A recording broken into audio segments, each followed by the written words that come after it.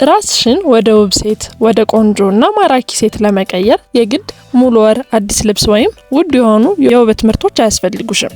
አንዳንድ ጊዜ በየቀኑ የምናደርጋቸው ትናንሽ ነገሮች ናቸው የጸጉራችንን፣ የቆዳችንን፣ የከንፈራችንን፣ የጥርሳችንንና የመላ አካላችንን ተፈጥሯዊ ውበቶች የሚጋርዱት።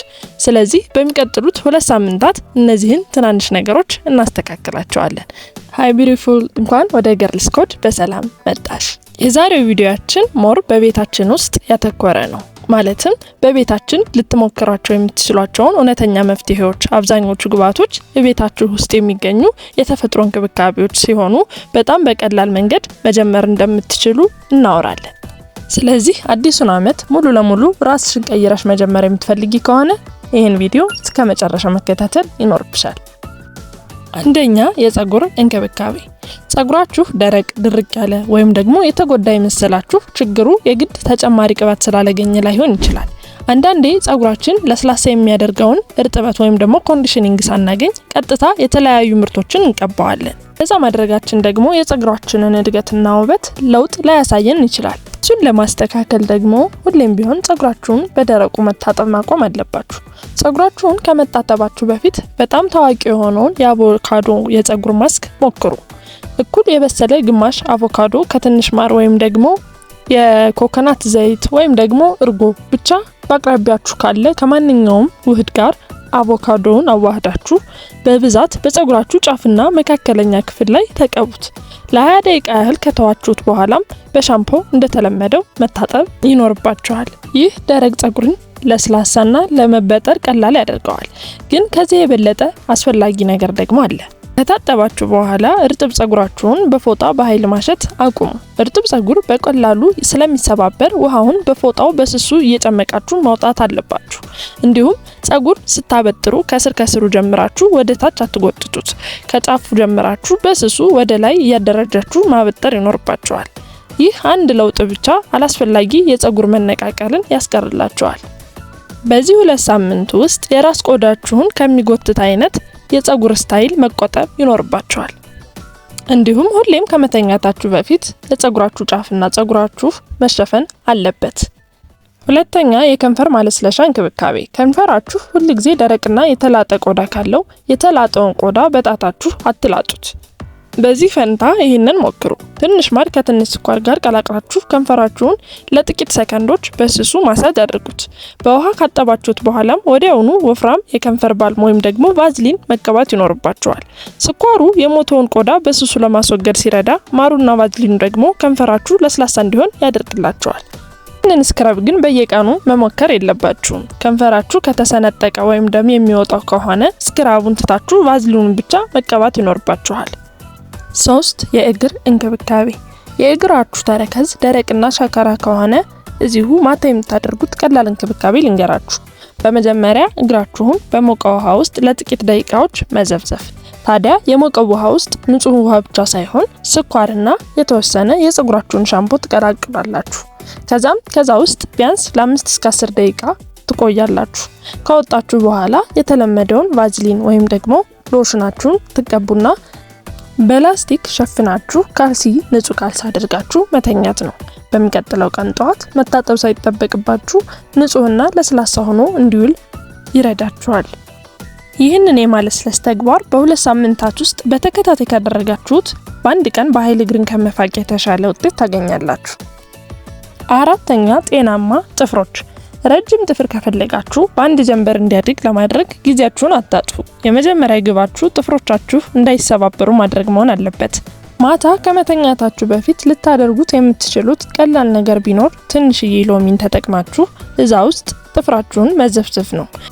ከዛ በመቀጠል ልትጠቀሙት የምትችሉት ቀላል ነገር ደግሞ ስኳርና ኦሊቭ ኦይልን ሚክስ አድርጋችሁ ማታ ላይ የጥፍራችሁን ዙሪያ ማሳጅ ማድረግ ወይም ደግሞ በጥርስ ብሩሽ መቦረሽ ነው። ከዛ ውጭ ግን በተፈጥሮ መንገድ ልታደርጉት የምትችሉት በጣም ቀላሉ ነገር ጥፍራችሁን መጠበቅ ነው። ከባባድ ነገሮችን በጥፍራችሁ ለመክፈት ከመሞከር መቆጠብ ጥፍራችሁ ሳይሰበር ለረጅም ጊዜ እንዲቆይ ይረዳችኋል። 5. የመላ ሰውነት ውበት እንክብካቤ። አሁን ደግሞ ሙሉ አካላችሁ ይበልጥ ለስላሳ እንዲሆን እናድርግ። በየቀኑ ሙሉ ሰውነታችሁን በኃይል ከማሸት ይልቅ አልፎ አልፎና በስሱ ስክራብ አድርጉ። ይህን ለማድረግ የሚረዳችሁ ደግሞ ስኳር፣ ቡና፣ ማርና ቦዲ ሎሽን አንድ ላይ ሚክስ ማድረግ ነው። ከዛም ሙሉ የሰውነታችሁ ክፍል ላይ ሻወር ከመውሰዳችሁ በፊት አፕላይ ማድረግ ማለት ነው። ልክ ታጥባችሁ እንደጨረሳችሁ ደግሞ ቆዳችሁ ገና እርጥብ እያለ እርጥበት ሰጪ ነገር መቀባት ይኖርባችኋል። ሎሽን ወይም ደግሞ ሞይስቸራይዘር ክሬም።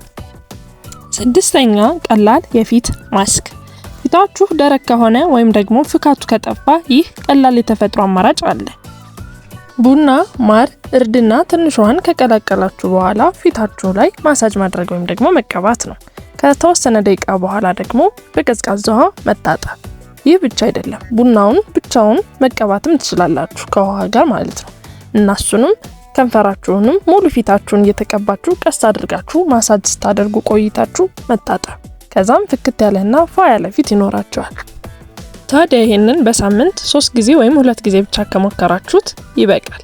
ቆዳችሁ ዘወትር ሙከራ አያስፈልገውም። ለቀሪዎቹ 2 ሳምንታት መደበኛ የቆዳ እንክብካቤያችሁን ቀላልና ለስላሳ አድርጉት እና ከሁሉም በላይ አስፈላጊው ደግሞ ከአዲስ ዓመት በፊት ባለው አጭር ጊዜ ውስጥ አዲስና ኃይለኛ የሆነ የቆዳ ፕሮዳክት እንዳትሞክሩ። ለ2019 2 ሳምንት ሙሉ ተዘጋጅታችሁ አዲስ ዓመት ዋዜማ ላይ ቲክቶክ ላይ ባያችሁት አዲስ ሙከራ ፊታችሁ ተበላሽቶና አብጦ ከእንቅልፋችሁ ስትነቁ አስቡት። በጭራሽ እንዳታደርጉት። 7 ይበልጥ ንጹህና ያማረ እይታ የሚሰጧችሁ ትንንሽ ነገሮች። አንዳንዴ ውበት ማለት አንድ ትልቅ ነገር ማድረግ አይደለም፣ ትንንሽ ነገሮችን አንድ ላይ ማድረግ እንጂ። ጥፍራችሁን ማጽዳት ሊሆን ይችላል፣ እጃችሁን ሎሽን መቀባት ሊሆን ይችላል፣ የጥፍራችሁን ቆዳ እንክብካቤ ማድረግ ሊሆን ይችላል፣ ከንፈራችሁን ማለስለስ፣ ጫማችሁን ማጽዳት፣ የፀጉር ማስያዛችሁን ማጽዳት፣ የትራስ ጨርቃችሁን ማጠብ፣ ስልካችሁንም ማጽዳት፣ ሜካፕ የምትጠቀሙ ከሆነ ደግሞ ብሩሾቻችሁን ማጠብ። ከነዚህ ውስጥ አንዱም ለብቻው ሲታይ ትልቅ ነገር አይመስልም። ነገር ግን እነዚህ ሁሉ ትንንሽ ነገሮች አንድ ላይ ሲሆኑ በተፈጥሮ በጣም ውብና የተጠበቀ እይታ ይኖራችኋል። በመጨረሻም የ2 ሳምንት የውበትና የጤና ዝግጅታችሁ ይህንን ይመስል ነበር። ግን እንድታስታውሱት የምፈልገው ዋናው ነገር ይህ ነው። የቆዳ ቀለማችሁን መቀየር አያስፈልጋችሁም። ውድ የሆነ ፕሮዳክት መግዛትም አያስፈልጋችሁም። ሙሉ በሙሉ ሌላ ሰው መሆን በአጠቃላይ አያስፈልጋችሁም። ዛሬ የነገርኳችሁ አስቀድማችሁ ትኩረት አትሰጧቸው የነበሩትን ትናንሽ ነገሮች እንዴት የተሻለ እንክብካቤ ማድረግ እንደምትችሉ ብቻ ነው። ጸጉራችሁን፣ ከንፈራችሁን፣ ቆዳችሁን፣ እግራችሁን፣ ጥፍራችሁን እናም ሰውነታችሁን እና ከሁሉ በላይ ደግሞ ራሳችሁን። የዛሬውን ቻሌንጅ ከኔ ጋር አብራችሁ የምትጀምሩ ከሆነ ከስር ኮሜንት ላይ 2019 ግሎ አፕ ብላችሁ ኮሜንት አድርጉልኝ። እንዲሁም አብራችሁ እንድታደርጉት ይህንን ቪዲዮ ለቅርብ ጓደኛችሁ ላኩላቸው። ይህ አዲስ ዓመት ደስታን፣ ሰላምን፣ ጤናንና ውብ ትዝታዎችን እንዲያመጣላችሁ እመኛለሁ። ከወዲሁ መልካም አዲስ ዓመት የሚላችሁ የመጀመሪያዋ ሰው እኔ እንደሆንኩኝ እርግጠኛ ነኝ። ቪዲዮን ከወደዳችሁት ላይክ፣ ሼር፣ ሰብስክራይብ ማድረግ እንዳትረሱ። በሚቀጥለው ቪዲዮ እስከምንገናኝ ደህና ቆዩ።